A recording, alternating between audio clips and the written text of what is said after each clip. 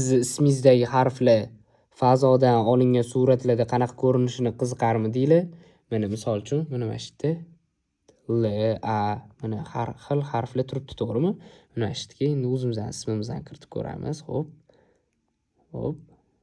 Ibrohimni kiritdik. Mana qaranglar, qarang. Mana I mana B R O H I M. Mana xo'p, qarang. Mana shu I qaysi joyda joylashgan? Marokashda joylashgan ekan. Braziliyada. Haqiqiy IP adresi bilan chiqarib beradi. Mana shu joy haqiqatdan yer yuzida borligi uchun IP adreslari bilan chiqarib beradi. Sizlar keyin tekshirib olsanglar bo'ladi.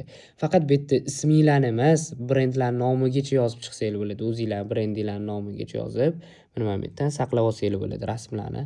4K formatda tiniq qilib saqlab olsanglar bo'ladi. Shunaqa videolarni o'tkazib yubormaslik uchun like bosib, obuna bo'lib qo'yishni unutmanglar. Bu saytni linkini profil shapkasida kanalimda, Telegram kanalimga joylab qo'yaman. Obuna bo'lishni unutmanglar.